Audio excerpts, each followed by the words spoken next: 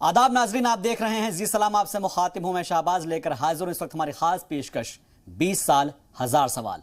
अफगानिस्तान से फौजियों की वापसी के बाद अब तक अमेरिका की पूरी दुनिया में किरकिरी हो रही थी, लेकिन अब अमेरिका के सदर जो बाइडेन अपने घर में भी घिरने लगे हैं। एक तरफ फौजियों की वापसी का मुद्दा है तो दूसरी जानिब पाकिस्तान के दोहरे किरदार से अमेरिका में भी काफी नाराजगी है। फौज वापसी की टाइमिंग को लेकर दुनिया भर के मुल्क नाखुश हैं, तो वहीं दुनिया को इस बात का अंदेशा है कि अमेरिका के इस कदम से न सिर्फ दहशतगर्दों का हौसला बढ़ेगा बल्कि अफगानिस्तान दहशतगर्दों का नया गढ़ बन सकता है और इससे पूरी दुनिया में अमन की कोशिशों को एक बड़ा झटका लगेगा। चारों तरफ से घिरा बाइडेन इंतजामिया इस फैसले पर अब सफाई दे रहा है और इसके लिए पिछली सरकार को जिम्मेदार ठहरा रहा है। अब ऐसे में हर तरफ से घिरने के बाद बाइडेन सरकार ने तालिबान की मदद करने के लिए पाकिस्तान को फटकार लगाई है। अमेरिका अब पाकिस्तान के गुज़िश्ता 20 साल के किरदार की जांच कराने की बात कर रहा है। तो ये 20 साल जरूर हुए हैं, लेकिन हजार सवाल अपने साथ छोड़कर गए हैं कि 20 साल तक अमेरिकी फौज जब अफगानिस्तान में रही है और जिस तरीके से 2001 में जब वर्ल्ड ट्रेड टावर पर हमला हुआ था तो उसके बाद से ही वहां पर अमेरिकी फौज ने जो है अपना अमल शुरू कर दिया था। लेकिन 20 साल बाद जब फौज की वापसी हुई है तो उसके बाद तालिबान एक्टिव हो गया और तालिबान के एक्टिव होने के बाद, सरकार बनने के बाद हालात कैसे हैं वो किसी से छिपे नहीं हैं। हर तरफ इस वक्त जहां पर भी आप देखें तो 20 साल के बाद अमेरिका अपनी सफाई पेश कर रहा है कि उसने आखिर अपने फौजियों को क्यों वापस बुलाया है और इसी की वजह से बाइडेन दुनिया के निशाने पर है।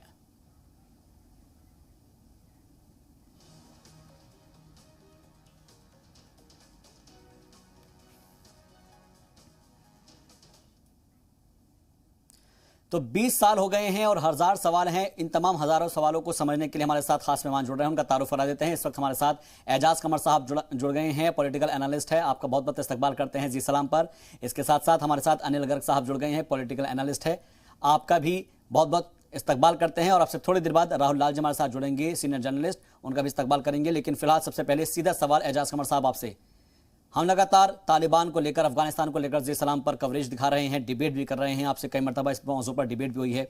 लेकिन इस 20 साल के इस वक्फे के टाइमिंग के बारे में हम आपसे सिलसिलेवार तरीके से समझना चाहेंगे एजाज साहब कि इन 20 साल के अंदर हजार सवाल छूट कर गए हैं और पहला सवाल यह है कि इस 20 साल के अंदर अमेरिका ने क्या खोया, क्या पाया। अफगानिस्तान की बात हम बात करेंगे।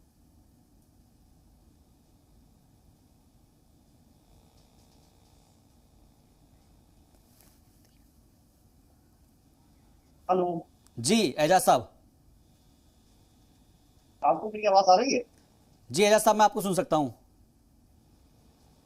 अच्छा, असल में देखिए, अमेरिका एक कहावत है दुनिया कि ये वो लफ्ज इस्तेमाल नहीं करना चाहता क्योंकि ये पूरा चैनल है, मुहस्सिबाना अल्फाज इस्तेमाल होना चाहिए। वो कहा जाता है कि ये फलाने जो हैं मौसेरे भाई हैं।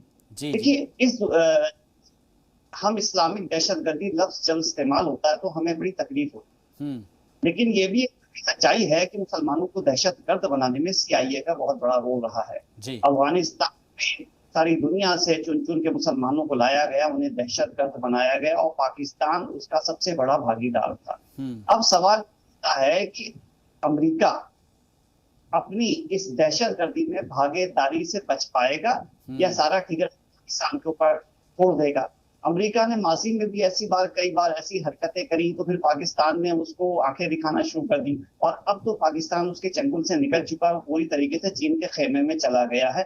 उसका पड़ोस भी उन्होंने जो अपनी सीमाएं हैं, जो बॉर्डर्स हैं अफगानिस्तान और ईरान की, वो भी सेफ कर ली हैं और यकीनन वो धमकी भी देते हैं कि हम सोना निकालेंगे, हम लिथियम निकालेंगे, पेट्रोल निकालेंगे और हम अमीर हो जाएंगे। पाकिस्तान की सबसे बड़ी कमजोरी थी, वो माशी तौर पर बहुत कमजोर था। तो अगर तो हम कंट्रोल कर सकते थे तो सन 90 में कर सकते थे, जब हम चिल्ला चिल्ला के कह रहे थे कि हमारे यहाँ कश्मीर में दहशतगर्दी पाकिस्तान से हो रही है। उस वक्त का कान पे जू भी नहीं दिखती थी क्योंकि उसके मफाद अफगानिस्तान में थे। आज अमेरिका सारी दुनिया में आलमी सियासत में रुस्वा हो रहा है, उसका सुपर पावर का ताज हिल चुका है। जिस तरीके से रशिया ने डबल गेम खेलकर और चीन ने एक कदम आगे बढ़कर अमेरिका को जो हिसाब बराबर किया है, उससे आज इतना डिप्रेशन है। अवाम जो है अमेरिका की बड़ी सख्त नाराज है। ट्रंप उनको लगातार निशाने पे रखे हुए हैं और उम्मीद है कि एक तो ये कहा जा रहा है कि बिडेन बहुत ज़ईफ है, वो प्रेसिडेंट बनने के काबिल नहीं, उन्हें इस्तीफा देना चाहिए। एक तरफ तो उनकी सेहत को लेकर आवाज, दूसरी तरफ ट्रंप उनको दबाव में बनाए हुए रखे। तो उनको समझ नहीं आ रहा बिडेन को मैं करूं तो क्या करूं। तो हमारा ये कहना है, 20 साल के बाद तुम जाग रहे हो और आज भी तो तुम आईएस जैसे जो ये ख्वारजियों का, जो ये दहशत गर्दों का जो तंजीम बना रखी है, जो दरगाहों पे, जो इमाम बाड़ों में बम फेंकते हैं, इनको तो पालने पोसने वाला ये अमेरिका ही है। मैं ये आईएस के जो आतंकवादी है पड़ोस में इसराइल में क्यों नहीं हमला करने जाते? अगर ये मान लेगी इसराइल सुरक्षा बड़ी टाइट है, तो मुस्लिम कंट्री में ऐसे बहुत से इदारे हैं जो इसराइल से जुड़े हुए हैं। भाई टर्की है, टर्की की भी इसराइल से रिलेशन है, और दूसरे मुस्लिम ममालिक का भी उससे, जैसे मिस्र है वहां पे उसका टर्की की इसराइल की एम्बेसी। आप वहां जाइए ना, आप मुसलमान मुल्कों में क्यों आग लगाते हैं, उन्हें क्यों बर्बाद करते हैं? जो भी दहशत गर्द है वो कभी भी मुसलमानों का हमदर्द नहीं हो सकता। हमें किसी भी तरह के दहशत गर्दों से दोस्ती नहीं रखना चाहिए। और मैं आज फिर ये वाज़ेह कर दूं, ये जो कुछ फासिस्ट कहते हैं कि इस्लाम तलवार के बलबूते फैला है, इस्लाम तलवार के बलबूते पे नहीं फैला, इस्लाम सूफी संतों ने बनाया था। ख्वाजा साहब ने 90 लाख राजपूतों को मुसलमान बनाया था, 40% राज 30% गुर्जर और 33% जाट मुसलमान है। ये तो एक लड़ने वाली कौमें थी, ये लड़के नहीं, हारी नहीं थी, ये अखलाक से मुसलमान। बिल्कुल, मैं इसके ऊपर भी आगे बात करूंगा। एजाज साहब हमारे साथ, अनिल गर्ग साहब भी जुड़े हुए हैं, उनका भी रुख कर लेते हैं, उनसे समझने की कोशिश करते हैं। अनिल गर्ग साहब, 20 साल और 1000 सवाल इसलिए हम कह रहे हैं क्योंकि जिस तरीके से अमेरिका की हर तरफ थू थू हो रही है, हर तरफ एक तरीके से उसको तनकीद का निशाना बनाया जा रहा है। अब अमेरिका को कोई सोच नहीं रहे हैं। जो बाइडेन अब कम से कम ये देखने को मिल रहा है कि वो पाकिस्तान के जो 20 साल का टेन्योर है उसके अंदर क्या कुछ उसने गलत काम किए हैं, वो अब जागा है बाइडेन इंतजामिया की अगर हम बात करें। और जिस तरीके से कमर साहब कह रहे हैं कि अगर ये चीज पहले ही उठा ली जाती तो आज अमेरिका को रुसवा नहीं होना पड़ता।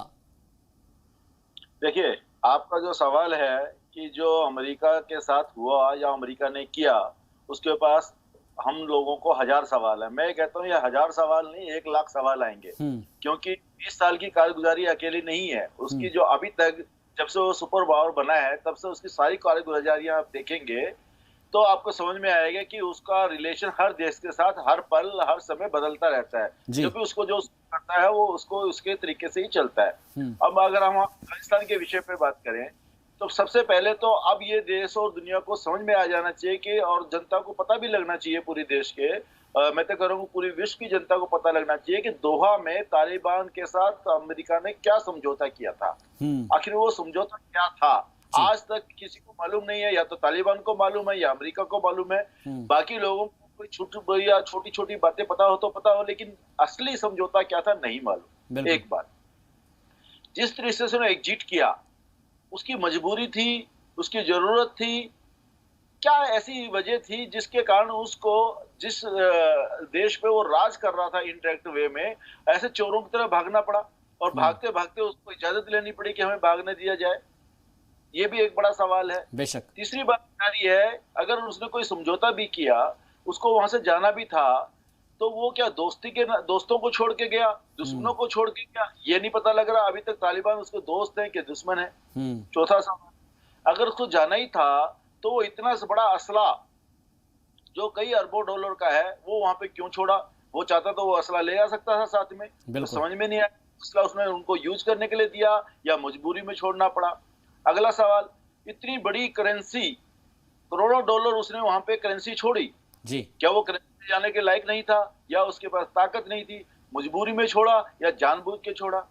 उसने वहां पे 200 से ज्यादा विमान छोड़े। आप जो विमान काम कर रहे थे वो आराम से उड़ान भर सकते थे, उसके पास पायलट थे उनको उड़ाने के लिए, क्यों वहां छोड़ के गया? जाते जाते तोड़ के क्यों गया दुनिया को दिखाने के लिए? तो ये सारे उसके मकसद हैं, ये अभी भी छुपे हुए हैं।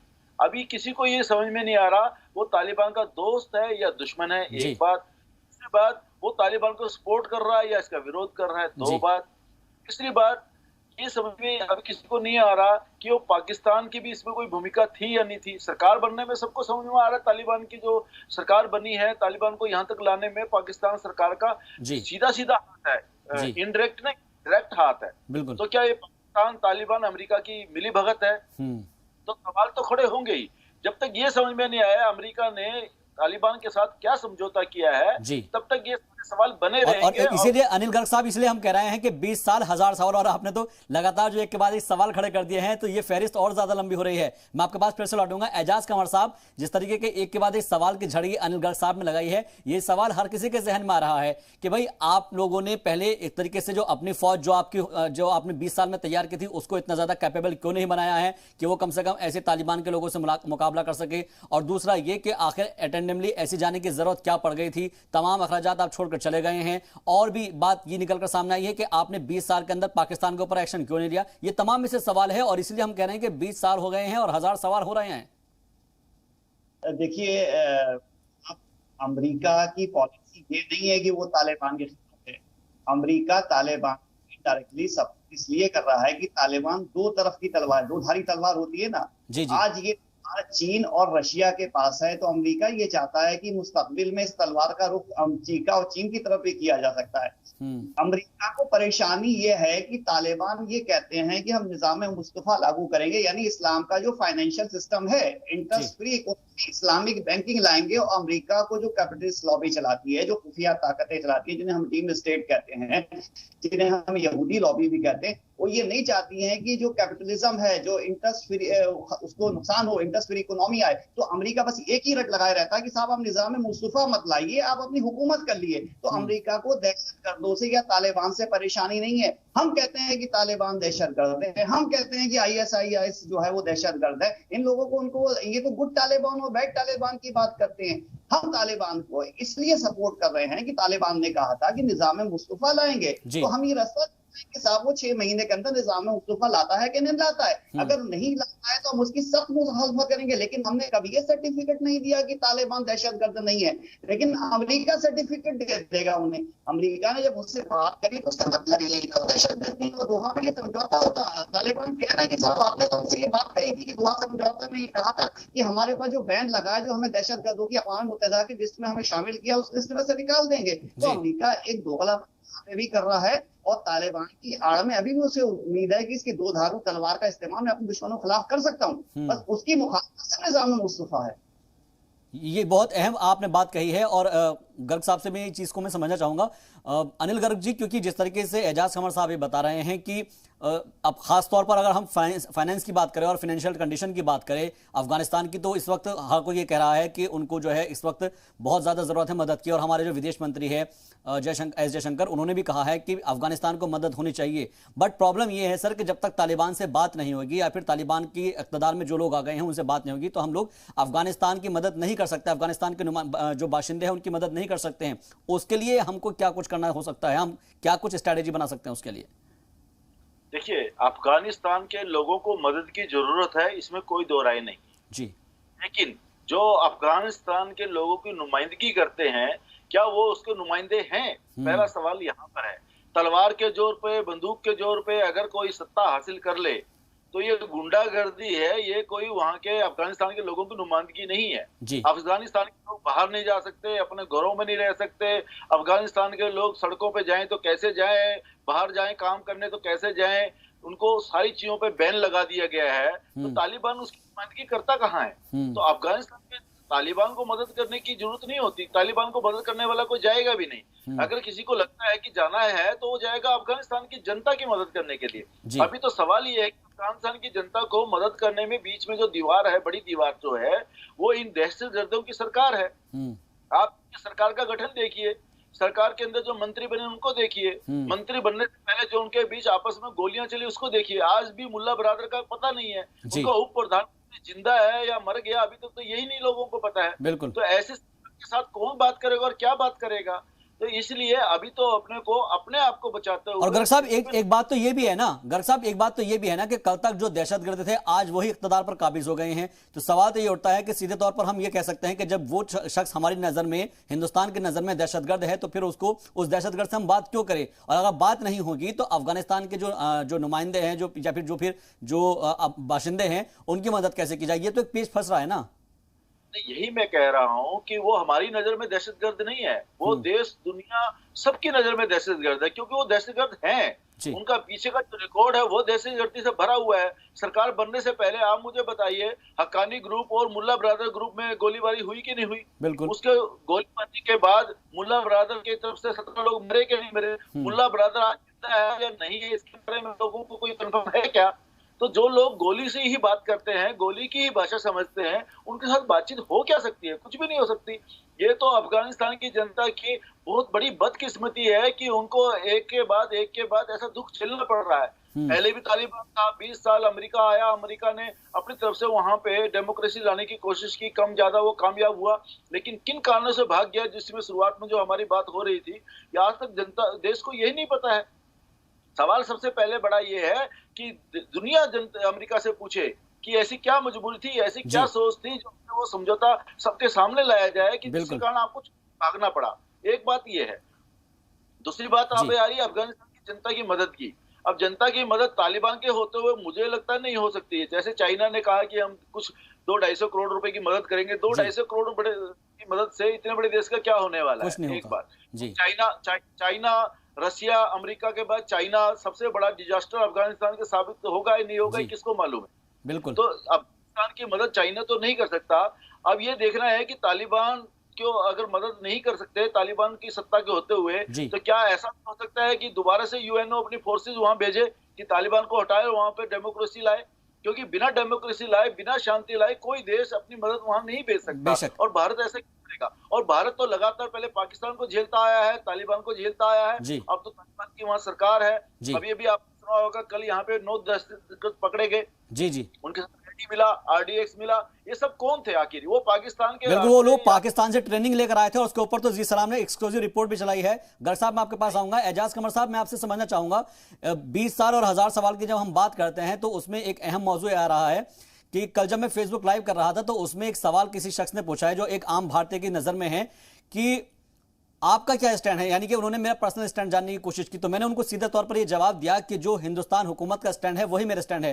बट वहां पर क्योंकि आपको मालूम है कि जो सोशल मीडिया है उसके अंदर वो लोग इस पे से इत्मीनान नहीं करते हैं, तो उन्होंने कहा कि नहीं आपका स्टैंड मुझे जानना है कि आपका स्टैंड क्या है। तो मैंने सिर्फ उनको इतना बताया है कि जो गोलियों के दम पर, जो बंदूक की नोक पर अगर सरकार बनाए तो मेरा स्टैंड उनके लिए नहीं है। मैं सीधे तौर पर कह सकता हूं कि मैं अपने पर्सनल और जाती तौर पर अगर कहूं तो मेरा स्टैंड यह है कि वो लोग दहशतगर्द है जो बंदूक की नोक पर काम कर रहे हैं या बंदूक की नोक पर सत्ता हासिल करते हैं। सवाल यह है कि हमारा स्टैंड अभी तक क्लियर नहीं हो पा रहा है और जिसकी वजह से जो आम आवाम है वो अलग अलग तरीके से कमेंट्स कर रही है और जो पॉलिटिकल जो लीडरान है वो भी उसी हिसाब से बयानबाजी कर रहे हैं।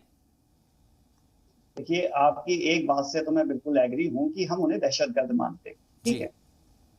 एक ये जो एक बहुत बड़ा बवाल खड़ा किया जाता है कि साहब वो ताकत के बलबूते पे आए, तो मैं आपको बता दूं ये एक बहुत बड़ा एक इस्लामोफोबिया फैलाने का प्रोपेगेंडा है। सन 89 में आप जाइए जीजिया में, वहां पे इस्लामिक पार्टी जीतती है और लोकल गवर्नमेंट जो ऐसे हमारी नगर पालिका के स्तर की होती है गवर्नमेंट बनाते हैं। साल के बाद वो अपनी जो जैसे हमारी यहाँ लोकसभा होती है, लोकसभा का इलेक्शन वो जीत के आते हैं, उनको इख्तियार नहीं आने दिया जाता है। उसके बाद आपने मुस्लिम ब्रदरहुड की सरकार देखी मिस्र में, उसके प्राइम मिनिस्टर को कत्ल कर दिया, जेल में ही मार दिया गया। आपने जो इस्लामिस्ट चुनाव जीत के आए उनको सत्ता में रहने नहीं दिया, पहले आने नहीं दिया, आ गए तो उनके तख्ते पलट दिए। आप किस लोकतंत्र की बात करते हैं? आप लोकतंत्र इस तरफ आप जो तानाशाह है अमेरिका और वेस्टर्न कंट्री उनको सपोर्ट करते रहे, आज भी मिस्र में उसको एक तानाशाह डिक्टेटर एक जालिम आदमी को सपोर्ट कर रहे हैं। रशिया असद जैसे कातिल को जिसने लाखों बेगुनाह लोगों को कत्ल करवाया उनको सपोर्ट कर रहे हैं और आप लोकतंत्र का नाटक कर रहे हैं। आपने कभी उनको मौका दिया कि सरकार बनाए? आपने तो आज भी अगर इस्लामिस्ट पार्टी किसी मुल्क में चुनाव जीत के आ जाए तो उसको आप फौरन बैन कर देंगे, उनको जीतने नहीं देंगे। तो ये नाटक, जमहूरियत का नाटक तो पहले बंद करिए कि तलवार के बलबूते पे आए हैं, बलबूते पे आए। तो आप तो तलवार के बलबूते पे, बंदूक के बलबूते पे तो आप नहीं जीतने देते। आज दुनिया की 90% जो मुसलमान है वो ये चाहती है कि निजाम मुस्तफा आए। हमारे पैगंबर हुजूर सल्लल्लाहु अलैहि वसल्लम से उनकी शान में किसी भी तरह की गुस्ताखी करने के बाद हमारी जिंदगी में एक नासूर जैसी हालत पैदा हो जाती है। हम अपने आप को अपने पर लानत भेजते हैं और आप हमारे पैगंबर की इंसल्ट करें। हम अपने पैगंबर के लिए सबसे ज्यादा क्या काम कर सकते हैं? उनके जो अहकामात हैं, जो उन्होंने हमें निजाम बताया, हम उनके निजाम को लाएं। जो माशी सिस्टम उन्होंने लाया हम उसको लागू करें, उसके बाद ही तो हम निजाम मुस्तफा को इस जमीन पे ला पाएंगे, इस्लामिक जो बैंक उसको यहाँ पे ला पाएंगे। आप लाने नहीं देते। आपको क्या परेशानी? अमेरिका को दहशतगर्दों से परेशानी नहीं है। अमेरिका ने और भी आतंकवादियों को पाल के रखा हुआ है, बड़े बड़े तानाशाहों को। बिल्कुल, ये मौजू बहुत समझने वाला है। मैं आऊंगा इसके पास, मैं इस मौजू के ऊपर आऊंगा और आगे भी इसके ऊपर चर्चा की जाएगी। हमारे साथ एक और मेहमान जुड़ गए हैं, राहुल लाल जी है, सीनियर जर्नलिस्ट। राहुल लाल जी, बहुत बहुत इस्तकबाल आपका जी सलाम पर। राहुल लाल जी, हमारा आज का जो मौजू है वो ये है कि 20 साल 1000 सवाल, और 1000 नहीं बल्कि जो अगर हम देखें तो कई लाखों सवाल हो जा रहे हैं। वो इसलिए क्योंकि जब से अमेरिका यहां से वापस गया है अफगानिस्तान से, उसके बाद से लगातार कई सारे सवाल खड़े हो रहे हैं और एक एक करके हम उन सवालों के ऊपर चर्चा कर रहे हैं। मैं आपसे समझना चाहूंगा कि कल भी हमने आपसे जब बात की थी तो उसके अंदर ये समझने की कोशिश हम कर रहे थे कि अभी तक ये डिक्लेयर नहीं हो पा रहा है कि तालिबान को दहशतगर्द कहा जाए या नहीं कहा जाए, और कहा जाए तो क्यों कहा जाए, नहीं कहा जाए तो क्यों नहीं कहा जाए। और खासतौर पर क्योंकि हमें अफगानिस्तान के बाशिंदों की मदद भी करनी है, उनको जो तमाम अशिया वो है फराहम भी करानी है, लेकिन बीच में ऐसे लोग बैठे हैं जो कि तालिबान की नुमाइंदगी कर रहे हैं या फिर अफगानिस्तान के बाशिंदों की नुमाइंदगी कर रहे हैं।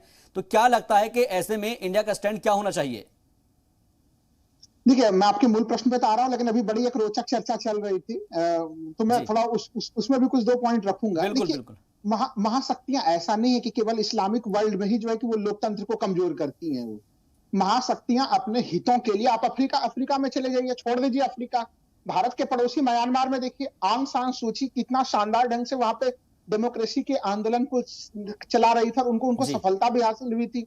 लेकिन चीन ने जानबूझ के फिर से वहां पे डेवलप हो रहे जो पूरा एक डेमोक्रेटिक स्ट्रक्चर म्यांमार में चल रहा था, वो चीन के हितों से वो तालमेल नहीं बन पा रहा था। चीन के हितों को जिस तरह से वहां पे सेना के जनरल से जिस तरह से उनको तवज्जो देते थे, वो तमाम परिस्थितियां जो है कि वो एक तरह से उन्होंने फिर से आर्मी वालों को जो है कि फिर से आगे बढ़ाया। तो इन सब घटनाक्रम में हम लोग देखते हैं कि जो बड़े देश हैं, सुपर पावर्स हैं, वो आतंकवाद को लेके दोहरा रवैया अपनाते हैं, चाहे अमेरिका, चीन, रूस, ब्रिटेन कोई भी हो। अगर हम लोग अफगानिस्तान की बात करते हैं तो आप देख लीजिए, अफगानिस्तान में तो सबसे पहले ब्रिटेन को मुंह की खानी पड़ी, सोवियत संघ को भी मुंह की खानी पड़ी। आखिर सबों को क्या इंटरेस्ट है? दुनिया भर के सुपर पावर्स क्यों अफगानिस्तान के मामले में इतना सुपर एक्टिव हो जाते हैं जी? इसका प्रमुख कारण मैं बार बार कर रहा हूं कि उनका जो स्ट्रेटेजिक लोकेशन है, वो स्ट्रेटेजिक लोकेशन हर कोई चाहता है कि अगर हम, वो हार्ट ऑफ एशिया का जो पूरा कॉन्सेप्ट है कि अगर इस जगह पे हम डोमिनेटिंग होंगे तो पूरा का पूरा जो ये पूरा सेक्टर है उसके ऊपर हमारा काफी ज्यादा प्रभुत्व बढ़ेगा। बिल्कुल। तो ये कारण है मूल रूप से। अब इसके लिए देखिए, आतंकवाद एक बहुत ही खतरनाक चीज है, लेकिन आतंकवाद के प्रति जो हमारी लड़ाई वो कमजोर इसलिए होती है कि दुनिया के सुपर पावर्स ने आतंकवाद को एक टूल बना दिया है उन सबों ने, चाहे वो बड़े सुपर पावर्स हो या फिर अगर जिस सेक्शन की हम लोग बात कर रहे हैं, यहाँ पे आप देख लीजिए, क्या सऊदी अरब पूरे दुनिया भर में दहशतगर्दों को बढ़ावा नहीं देता है? हर जगह वो फंडिंग करता है। इस्लामिक स्टेट्स को खड़ा करने में किसका हाथ था, आपको वहां पे भी आपको वो नजर आएंगे।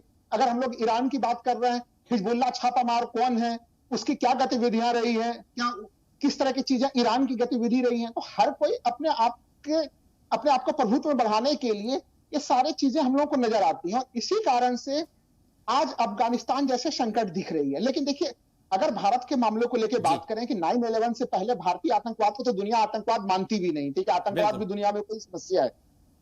जब उनके ऊपर 20 वर्ष पहले ये घटना घटी तो फिर भारत के आतंकवाद को भी दुनिया ने सीरियसली लिया, और हम लोगों को उस पॉलिसी पे बने रहना पड़ेगा कि आतंकवाद है। अगर आतंकवादी दुनिया के किसी बड़े पद पे कहीं पे कब्जा कर ले तो और खतरनाक आतंकवादी। बिल्कुल, इसी चीज को मैं आगे समझूंगा। एक ब्रेक के लिए मुझे मजबूरन रुकना हो रहा है। राहुल लाल जी, मैं आप सभी लोगों के पास आऊंगा और समझने की कोशिश करूंगा अब इसका सॉल्यूशन क्या निकाला जाए, और जो तमाम हजारों सवाल हैं इस वक्त 20 साल के बाद में, उन सवालों का जवाब तलाशने के लिए हम चर्चा कर रहे हैं। नजरिया में जो तमाम गेस्ट जो हमारे साथ जुड़े हुए हैं उनका नजरिया जानने की कोशिश कर रहे हैं और ये समझने की कोशिश कर रहे हैं कि अब 20 साल बाद क्या होगा आगे। एक ब्रेक के बाद इस्तकबाल आपका। ब्रेक के बाद तो हम बात कर रहे हैं आज का नजरिया में 20 साल 1000 सवाल, और उन तमाम सवालों के जवाब तलाशने की हम कोशिश कर रहे हैं। तमाम खास मेहमान हमारे साथ जुड़े हैं, एक बार फिर से उनका तारुफ करा देते हैं। एजाज कमर साहब हमारे साथ पॉलिटिकल एनालिस्ट जुड़े हुए हैं, इसके अलावा अनिल गर्ग साहब हमारे साथ पॉलिटिकल एनालिस्ट जुड़े हुए हैं, और साथ ही राहुल लाल जी हमारे साथ सीनियर जर्नलिस्ट जुड़े हुए हैं। आप सभी का एक बार फिर से इस्तकबाल करते हैं। अनिल गर्ग साहब, कई सारे सवाल आपने उठाए भी हैं, लेकिन उनका जवाब तो ही को तलाशना होगा, क्योंकि इंडिया को खतरा जिस तरीके से हम लोग देख पा रहे हैं कि पाकिस्तान के जो चीफ होते हैं, आर्मी चीफ, वो वहां पर जाते हैं अगले ही दिन और वहां पर जाकर बात करते हैं, और जो 6 दहशतगर्द कल पकड़े गए हैं वो हमने देख लिया कि हमारी जो जितनी भी एनआईए और या फिर जांच एजेंसियां हैं वो कितनी मुस्तैदी के साथ काम कर रही है। लेकिन सवाल सर ये है कि हम लोग तो जांच एजेंसियां हमारी काम करती रहेगी, लेकिन उस खतरे को जो आने वाला है उसको तो रोकने के लिए हमें पहल करनी पड़ेगी ना। और उसके लिए अमेरिका कह रहा है कि भाई 20 साल की जो उसका पिछला जो इतिहास है वो देखना पड़ेगा। अब यानी कि अमेरिका को अपनी करने के बाद और उसको एक तरीके से रिव्यू करने की कोशिश कर रहा है। क्या लगता है आपको कि पाकिस्तान के ऊपर कुछ एक्शन हो पाएगा या फिर सिर्फ लफाजी है? देखिए, 2 सवाल आपने किए हैं, मैं दोनों का बारी बारी से आपको जवाब देने की कोशिश करता हूं। पहला सवाल था भारत अपनी सुरक्षा कैसे करे। देखिए, सुरक्षा के लिए 2 चीजें हैं, एक है प्रिवेंशन, एक है ट्रीटमेंट। जी, प्रिवेंशन में मेरा मतलब है कि आप अपनी जो सीमाएं हैं उसकी सुरक्षा करने के लिए आप करिए, आप उसको कौन रोक रहा है। भारत अपनी सीमा की सुरक्षा करने के लिए एकदम मजबूत है, एकदम कैपेबल है, इसमें कोई दो राय नहीं है। बिल्कुल। पड़ोसी मुल्क पाकिस्तान से अगर हम बात करें, सोच रहे हैं उसके बारे में चर्चा करें, वो तो अपने जन्म से लेके आज तक भारत के खिलाफ रहा है, तो उससे ये अपेक्षा करना कि नहीं वो आगे से आतंकवादी नहीं भेजेगा या कोई ऐसी गड़बड़ नहीं करेगा, ये तो उसकी गलती नहीं, हमारी गलती मानी जाएगी। एक बात, 1971 का युद्ध हारने के बाद उसने तो सरेआम कहा था कि हम 1000 गांव देंगे हिंदुस्तान को, तो वो अपनी नीति पे कायम है, तो उसकी नीति इतनी खुली हुई है, सबको मालूम है, तो भारत उसके बारे में नहीं जानेगा, ऐसे कैसे हो सकता है। तो भारत ने प्रिवेंशन के रूप में अपनी सीमाओं की चौकसी भी की है, उसके ऊपर पूरी मुस्तैदी से वो रक्षा भी कर रहे हैं। तो इसलिए, और दूसरी बात इंटेलिजेंसी है, हमारी जो इंटेलिजेंसी है कामयाब थी, तभी तो ये जो 6 दहशतगर्द पकड़े गए हैं आईडी के साथ, आरडीसी के साथ, वो कैसे पकड़े गए? वो इसलिए पकड़े गए क्योंकि जैसे हमारे पास इनपुट आ रहे थे, वो इनपुट हमारी इंटेलिजेंसी के कामयाब होने की एक जीता जागता सबूत है, नहीं तो ये होने के बाद हमें पता लगता। तो ये भी हमारा प्रिवेंशन का एक हिस्सा है कि हमारे पास हमारे विरोधी जो भी कुछ कर रहे हैं उसकी जानकारी हमें हमारे तक पहुंचे। दूसरा है ट्रीटमेंट। अगर मान लो कोई गड़बड़ करता है तो हमें उसके साथ क्या बर्ताव करना होगा। आपने इस सरकार की जो मोदी सरकार आई है उसके 2 चीजें आपने देखा होगा। जब उड़ी हुआ तो आपने एक स्ट्राइक सुना होगा कि हमने सर्जिकल स्ट्राइक की। मैं आपको बीच में रोकना चाहूंगा, इस वक्त एक बहुत बड़ी खबर आ रही है गर्ग साहब। राहुल गांधी का बीजेपी और आरएसएस पर बड़ा हमला। बीजेपी और आरएसएस हिंदू धर्म की दलाली करते हैं, ये लोग जहां भी जाते हैं लक्ष्मी दुर्गा का कत्ल करते हैं। ये राहुल गांधी का स्टेटमेंट है। कांग्रेस मेंबर ऑफ पार्लियामेंट है राहुल गांधी, उन्होंने बीजेपी और आरएसएस पर हमला किया है। इस वक्त ये सबसे बड़ी खबर आपको बता दें, चुनाव उत्तर प्रदेश में होना है, लेकिन उससे पहले जो सियासी बयानबाजी है वो किस हद तक आ गई है, इसका जीता जागता सबूत ये खबर है, जहां पर राहुल गांधी ने एक बहुत बड़ा हमला किया है, खासतौर पर भारतीय जनता पार्टी पर और आरएसएस पर, और कहा कि बीजेपी और आरएसएस हिंदू मजहब की दलाली करते हैं। ये अल्फाज यूज हुए हैं, और ये लोग जहां भी जाते हैं लक्ष्मी दुर्गा का कत्ल करते हैं।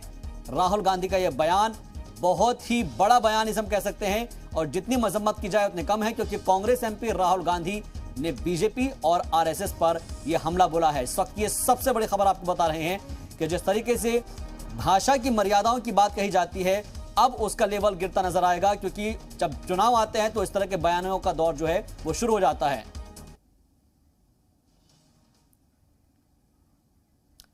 और चलिए एक बार फिर से अपनी डिबेट का रुख करते हैं। हमारे साथ तमाम खास मेहमान जुड़े हुए हैं, उनसे जानने की कोशिश करते हैं। एजाज कमर साहब, क्योंकि हम 20 साल और 1000 सवाल की बात कर रहे हैं, अगला सवाल मैं आपसे समझने की कोशिश कर रहा हूं कि अब अफगानिस्तान के अंदर, क्योंकि इस वक्त हालात बहुत खराब हैं, उनको खाने पीने की अशिया फराहम नहीं हो पा रही है, अगर हिंदुस्तान मदद करना भी चाहे तो उसका पहले एक स्टैंड क्लियर होना चाहिए, उसके बाद ही हम मदद फराहम करा सकते हैं। बट जो वजीर खारजा हैं एस जयशंकर साहब, उन्होंने कहा कि बाकी लोगों को भी मदद करनी चाहिए, और अलग अलग मुल्क जो है मदद भी कर रहे हैं अफगानिस्तान के बाशिंदों की। इंडिया के तरफ से जो अगर स्टैंड है वो कब तक क्लियर हो सकता है? क्या आपको लगता है कि इस मुद्दे को भी अभी बचा कर रखा जा रहा है क्योंकि यूपी में चुनाव है? देखिए, जो अपोजिशन के लीडर है, खास करके ओवैसी साहब, वो जो हमला कर रहे हैं, मैं इसको मुनासिब नहीं समझता जी। वो वोट की सियासत करते हैं, और हर पार्टी हिंदुस्तान में आपको पता है पोलराइजेशन के लिए काम करती है जी। मैं उन सब लोगों को गुजारिश करता हूँ कि अफगानिस्तान जैसे सेंसिटिव इशू को अपनी रोटियां ना सेकें, और सरकार को ये जरूरी नहीं है कि खुलेआम कहे कि साहब हम पहले आपकी सरकार गवर्नमेंट को रिकॉग्नाइज करेंगे उसके बाद मदद भेजेंगे। सरकार को बहुत से ऐसे फैसले करना पड़ते हैं, कभी कभी तो नॉन स्टेट एक्टर से भी बातें करना पड़ती हैं। इसे कहते हैं पर्दे के पीछे की राजनीति, और पर्दे के पीछे की राजनीति जरूरी है जनता को बताई जाए। तो सरकार के लिए सबसे सर्वोपरि जो होता है वो राष्ट्र हित होता है। तो राष्ट्र हित को बहुत से ऐसे फैसले करना पड़ते हैं जो आवाम को बताना है कि जरूरत नहीं होती है। उसके लिए वैसी परमिशन नहीं लेंगे कि भैया हम पहले आओ, ऐसा परमिशन दे देंगे तो फिर तालिबान से बात करेंगे जी। दूसरी बात ये कहनी है, जो यहाँ पे पैनलिस्ट आते हैं वो मुझे लगता है जैसे मुल्ला बरादर से उनकी रिश्तेदारी है। मैं पठान हूँ और मेरी तो रिश्तेदारियां हो सकती हैं, लेकिन इन लोगों की कहाँ से रिश्तेदारी होती है मुझे समझ नहीं आता। जब उनकी सरकार के सबसे सीनियर मौलाना अखुंद हैं, हाँ, उसके बाद प्राइम मिनिस्टर आते हैं, तो आप उनको छोड़ के आप क्यों मुल्ला बरादर की बात करें? जो स्टेट का हेड है ना, चलिए उससे बात की जाएगी। अगर कोई भारत बात करना चाहेगा तो वो किससे बात कर, राजनाथ जी से ये थोड़ी बात करेगा, पहले मोदी जी से बात करेगा। बिल्कुल। तो जो होता है प्रधानमंत्री से बात करेगा, राष्ट्रपति से बात करेगा, तो मुल्ला बरादर कहाँ से आ जाते हैं? दूसरी बात यह है कि कुछ बेबुनियाद बातें हम एक जिम्मेदार टीवी चैनलों पर बैठ के कहते हैं। जब ये अफवाह उड़ी कि मुल्ला बरादर के गोली मार दी, तो उसके 2 दिन के बाद यूएनओ के इतने बड़े ऑफिसर्स हैं जो फूड देखते हैं, ग्राफिक्स साहब, उनके साथ वो मीटिंग कर रहे थे। अगर उनको गोलियां लगी होती तो 2 दिन के बाद वो कैसे इतने बड़े इंटरनेशनल लीडर के साथ मीटिंग करते? फिर उन्होंने लिख के भी कह दिया, तो उसके ऊपर ये सब कहना कि साहब गोली लगी है कि नहीं लगी है, ये मेरे नहीं लगता है कि इतने बड़े चैनल पे बैठ के ये सब बातें जो है गैर जिम्मेदार बातें मुनासिब है। अब तीसरी बात कहने का मतलब ये है कि जब हमने कह दिया कि तालिबान दहशतगर्द हैं, तो क्या आप हमसे में लिखवाएंगे? मुझे लगता है अनिल गर्ग साहब इसके ऊपर कुछ कहना चाह रहे हैं, एक बार उनका रिएक्शन ले लेते हैं। अनिल गर्ग साहब। एजाज कंवर साहब ने मेरी बातों को बड़ी तसल्ली से सुना, मुझे बड़ी अच्छा लग रहा है, लेकिन उनको बहुत बुरा लगा मैंने मुल्ला बरादर या हकानी ग्रुप और मुल्ला बरादर गुट की जो लड़ाई हुई उसको जग जाहिर किया। हाँ। वो तो सबको मालूम, मैं बोलूं या ना बोलूं उससे इनको क्या फर्क पड़ेगा। और मुझे समझ में नहीं आया इनकी आपसी लड़ाई अगर मैंने यहाँ बोल दी तो इनको क्या दिक्कत हुई। और जहां तक अखुंद की बात है, अखुंद हो या उससे पहले अखुंद ज्यादा हो जो इनका सुप्रीम लीडर है जो पर्दे के पीछे है, ये सारे दहशतगर्द है। इसमें कहने में हमें तो कोई तकलीफ नहीं, इनको तकलीफ है तो ये जाने। मुझे ये बात समझ में नहीं आई कि तालिबानियों की सपोर्ट करने के पीछे हम क्यों खड़े हैं। और जहां तक सवाल है कि वहां की जनता की मदद करनी की नहीं करनी, वहां की जनता की मदद हम कैसे कर पाएंगे अगर वहां पे दहशतगर्दी सरकार है। वो जो मदद करने वाले जाएंगे उनकी जान का जोखिम होगा, उसकी गारंटी कौन लेगा? जब तक यही नहीं पता कि मदद करने वाला वहां जिंदा लौट के आएगा नहीं आएगा, मदद कैसे करेंगे? एजाज साहब जवाब दीजिए इस पर। एजाज साहब, आप दहशतगर्द कीजिए उनको, आप बेबुनियाद झूठी बातें क्यों करते हैं? आपके पास कोई प्रूफ है?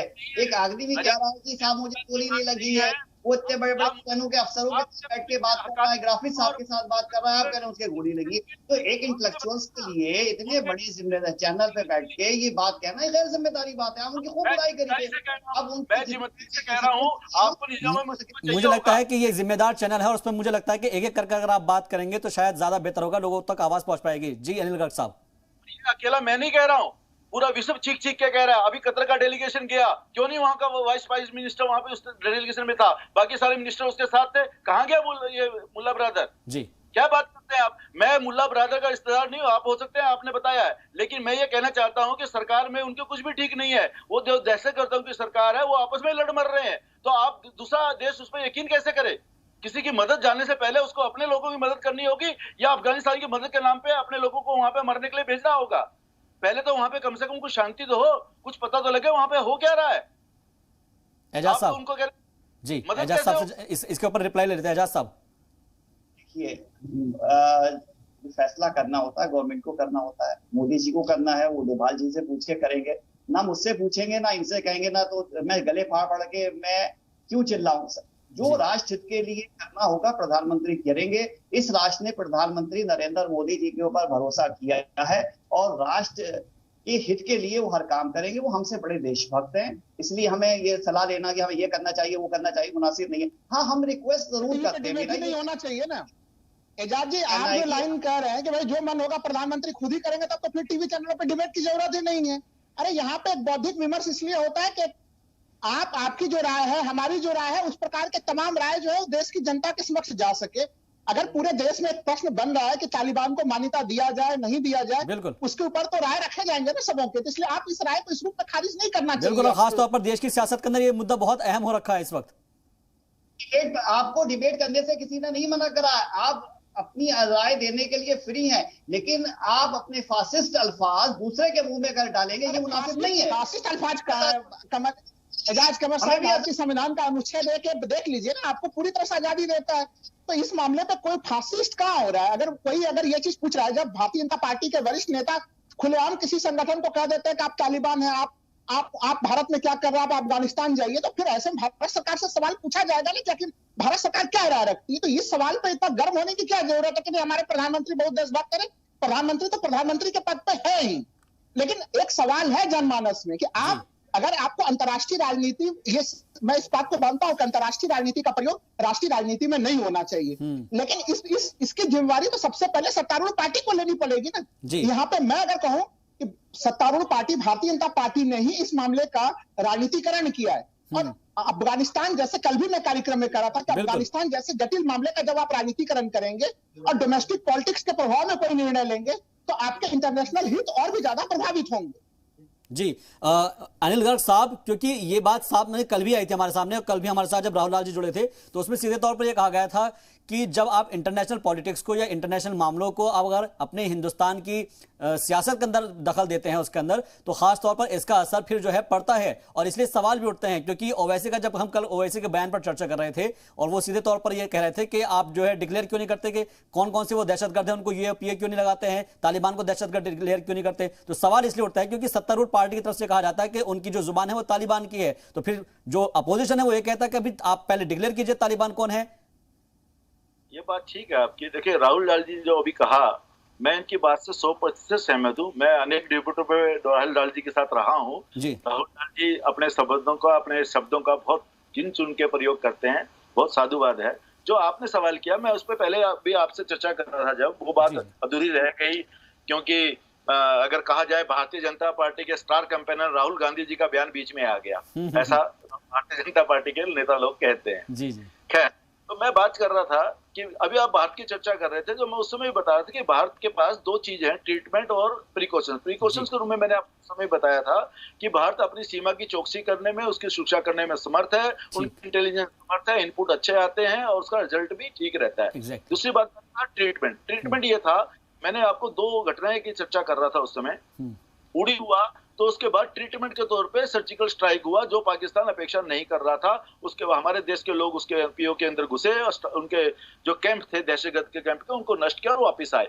उसके बाद अगर आपको याद होगा पुलवामा हुआ तो एयर स्ट्राइक किया, यानी ये ट्रीटमेंट है। अगर भारत के खिलाफ कोई भी कुछ कदम उठाता है तो भारत सक्षम है, चाहे उसको सीमा पार करनी पड़े, वो सीमा पार करके भी अपने दुश्मन को सबक सिखाने में सक्षम है। तो ये हो गया ट्रीटमेंट। मैं तीसरी बात अमेरिका की बात आपने उस समय की थी कि अमेरिका के रोल पे हम क्या कहें। देखिए, हम हमेशा अमेरिका के साथ हैं ऐसा बिल्कुल नहीं है। भारत अपने हितों के साथ है, ये पक्का है। अब अपने हित किस देश के साथ जाने से, कौन सा संबंध रखने से, कैसे रहेंगे, ये समय समय पे बदलता है। हमने तो पाकिस्तान को भी मोस्ट फेवर्ड नेशन का दर्जा दिया हुआ है, वो अपने हित है, जबकि वो हमारे साथ हमेशा आतंकवादी गतिविधियां या अन्य तरीकों से हमें तंग करता रहता है। लेकिन आज भी वो मोस्ट फेवर्ड नेशन है, वो हमारी अलग बात है, क्योंकि हम चाहते हैं बिजनेस के रूप में वो भी आगे बढ़े, हम भी आगे बढ़े, हमारा काम हो। तो ये भी अपने एजाज कमर साहब कह रहे थे कि सब कुछ बहुत है, बोल के नहीं करनी पड़ती। तो ये बात तो बिल्कुल ठीक है। सरकार जो काम करती है जनता से पूछ के, कह के, चिल्ला के नहीं करेगी, और सरकार अपना काम नहीं कर रही, हम ऐसे कैसे मान सकते हैं। सरकार ने, अगर हमारे जब वहां पे लोग निवासी फंसे हुए थे 31 अगस्त से पहले, तो सरकार ने दोहा में जब उनके हमारे एम्बेसडर को 2 बार बुलाया गया बातचीत करने के लिए, तो 2 बार कहने के बाद गए, उनसे बात की और हमारे लोगों को सुरक्षित बाहर निकाला। तो उस समय बड़ी चर्चा हुई कि लोगों ने तालिबान के साथ हाथ मिला लिया सरकार ने। लेकिन ये समझ में नहीं आया कि अगर उनसे बात करने जा रहे हैं तो आप समझिए कि उन्होंने भारत की शक्ति को माना है, पहचाना है, और हमें भी एक सुरक्षित रास्ता चाहिए था हमारे लोगों को निकालने के लिए। रही बात मदद करने की, सबसे पहले भारत को अफगानिस्तान की मदद करने से पहले अपने देशों की में अपने नागरिकों की मदद करनी है। यानी सबसे पहले ये देखना है कि ऐसा नहीं है दूसरों के लिए हवन करते हुए हम अपने हाथ जला बैठे, जैसे अमेरिका ने किया। अमेरिका ने 20 साल में आखिर हासिल क्या किया? उन्होंने वहां पे खरबों डॉलर खवाए हैं,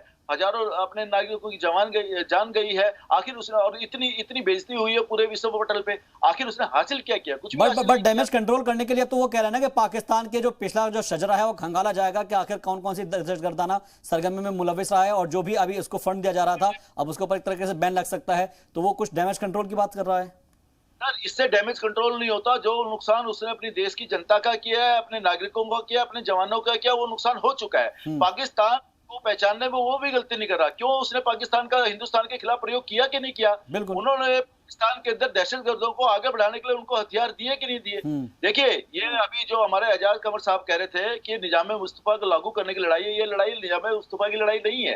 अनेक मुस्लिम कंट्रीज है, वहां पे निजाम मुस्तफा पूरी तरह से लागू है क्या? नहीं है। वहां से पूरी शरीयत लागू है कि नहीं है? अफगानिस्तान में भी जो इससे पहले सरकार थी वो भी मुस्लिम थी, जो अब सरकार तालिबान जिसको अपनी सरकार कह रहा है या तालिबान की सरकार मुस्लिम है, तो मुस्लिम मुस्लिम दोनों ही मुस्लिम है, तो यहाँ पे लड़ाई किससे है? लड़ाई किसी से नहीं। इसका रिप्लाई हम एजाज साहब से लेंगे ब्रेक के बाद। ब्रेक पर जा रहे हैं और ब्रेक के बाद जब आएंगे तो ये समझने की कोशिश करेंगे कि अगर निजाम मुस्तफा नाफिज वहां पर कराना है तो उसके लिए क्या वो स्टैंड क्लियर करेगा अपना कि क्या चीज करनी है, क्योंकि खासतौर पर अगर हम बात करें दुबई की बात कर ले जाए या फिर सऊदी अरब की बात कर ले जाए या फिर और जो गल्फ कंट्रीज है उनके बारे में बात कर ले जाए, क्या अगर उसी तरीके से वहां पर निजाम बनेगा तो कैसे हालात बदल सकते हैं अफगानिस्तान के? एक ब्रेक के बाद इस्तकबाल आपका। ब्रेक के बाद तो हम बात कर रहे हैं 20 साल 1000 सवाल, जिस पर बात करने के लिए हमारे साथ तमाम खास मेहमान जुड़े हैं। एक बार फिर से उनका रुख करते हैं और उनका नजरिया समझने की कोशिश करते हैं कि आखिर वो इस बारे में क्या सोचते हैं।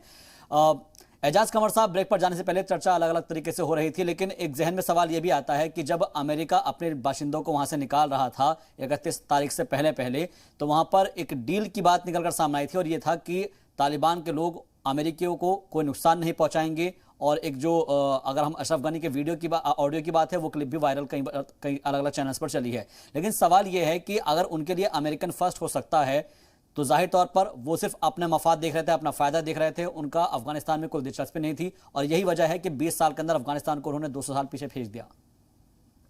साहब, उसके बाद एक और डील हुई थी जिसमें अमेरिका ने उससे ये गुजारिश करी थी कि आप 10 सितंबर को 11 सितंबर को ओथ सेरेमनी मत करें, इससे हमारी थोड़ी बेइज्जती हो जाएगी। वो सब शपथ लेने वाले थे, उसके बाद उन्होंने अपनी ओथ सेरेमनी कैंसिल कर दी। हाँ। अब मैं खास उस वक्त से पहले बात होगी उसकी तरफ आऊंगा। देखिए, एक अंग्रेजी का लफ्ज होता है व्हाट, एक से हिंदी में कहते हैं शब्दार्थ, और एक दूसरा लफ्ज होता है भाव। एक शब्द का भाव अलग हो जाता है। जैसे भैया शब्द है, बड़ा पाक अल्फाज है, लेकिन बंबई में अगर किसी को आप भैया कहते हैं तो उसको वो बहुत बेहुदा अल्फाज समझता है, बड़े इंसल्ट करता है।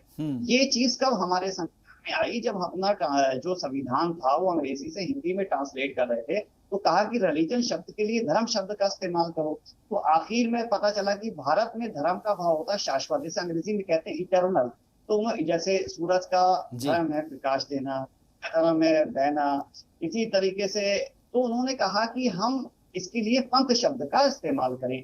तो पंथ की कुछ खूबियां होती हैं, जैसे सच बोलना, ईमानदार होना, चोरी ना कर। अब पता चला उन्होंने पंथ निरपेक्ष लगाते हैं, यानी सेकुलर कहते हैं, उसका मतलब हो गया सच्चे का उल्टा हो गया झूठा, ईमानदार का बेईमान, अचौरे का चौरे। उस पर ऐसी बहस चली कि आज तक चलते रहे। इसी तरीके से कुछ इस जो मुस्लिम शब्दावली है उसको लेकर लोगों को ज्ञान नहीं है। अब राहुल साहब तो आर्थिक विश्लेषण कहेंगे, अर्थशास्त्र काफी लिखते हैं, मैंने भी फाइनेंशियल मैनेजमेंट किया है, मुंबई यूनिवर्सिटी से एमकॉम किया है। देखिए, इस्लामिक स्टेट और मुस्लिम स्टेट दो अलग है। पहली बात जो ये है कि इस्लाम हजरत आदम से शुरू हो जाता है, इस्लाम 1400 साल पहले शुरू नहीं होता है। ये पहले 12 पैगंबर जिन्हें हमारे भारतीयों ने मनु कहा है, उसके बाद हजरत इब्राहिम, उनके जितने भी वंशज हैं, ये सारे हमारे पैगंबर हैं। ये सारे के सारे इस्लाम के मानने वाले थे, इस्लाम को फैलाने वाले, उनकी पैरवी करने वाले थे। जो हमारे पैगंबर हजरत मोहम्मद साहब थे वो आखिरी पैगंबर थे, इसलिए उन्हें खातमुन नबीयीन कहा जाता। वो पहले पैगंबर नहीं थे। जैसे जैनियों में जो उनकी 24 तीर्थंकर होते हैं, ऐसा नहीं है कि वो महावीर स्वामी उनके जैन धर्म की स्थापना करी, बल्कि वो अंतिम तीर्थंकर थे। इसी तरीके से पैगंबर मोहम्मद साहब हमारे आखिरी नबी थे। तो इस्लाम की तारीख हजरत आदम से शुरू होती है, 1400 साल से नहीं होती है। ठीक है। अब आ जाएगी कि स्टेट क्या होता है और मुस्लिम स्टेट। देखिए, पाकिस्तान अपने आप को मुस्लिम स्टेट कहता था, ठीक है, फिर सेकुलर हो गया, फिर बहुत शॉर्ट में एजाज साहब, बहुत क्योंकि वक्त की कमी है। पे इस्लामिक सिस्टम लागू नहीं हुआ। आज भी वो कभी इमरान खान नारा लगा रहे हैं कि सदारती निजाम लाए, जब तक आप फाइनेंशियल सिस्टम नहीं लाते हैं। क्योंकि जो हमारा समाज पूंजीवाद और साम्यवाद जो है ये प्रोडक्शन पे आधारित है, उत्पादन पे, और इस्लाम का जो सिस्टम इकोनॉमिक वो वितरण पे आधारित है। वो कहता है डिस्ट्रीब्यूशन ऑफ इनकम अगर आपको बराबर करनी है, पहले से एक आदमी से लेके दूसरों को दे दो, बांट दो। जब तक आप बांटेंगे नहीं तो ये वितरण समान नहीं होगा। जब तक आप इस वितरण वाली व्यवस्था को नहीं लेके आएंगे, गरीब कभी भी अमीर, गरीब गरीब होता जाएगा और कभी शांति नहीं आएगी। और ये उन्होंने, तालिबान ने कहा, इससे पहले भी बहुत से लोगों ने कहा कि हम ये सिस्टम लाएंगे, लेकिन आज तक नहीं लेके आए। इस मौजू के ऊपर जब चर्चा होगी तो मेरे ख्याल से बहुत लंबी चली जाएगी, क्योंकि अगर निजाम मुस्तफा पर बात करने चली जाए तो वक्त कम पड़ जाएगा। फिलहाल के लिए माजरत चाहूंगा, वक्त मुझे इतनी इजाजत देता है। इंशाल्लाह फिर आपसे मुलाकात होगी। एजाज साहब आपका बहुत बहुत शुक्रिया, राहुल लाल जी आपका बहुत बहुत शुक्रिया, और अनिल गर्ग जी आपका भी बहुत बहुत शुक्रिया।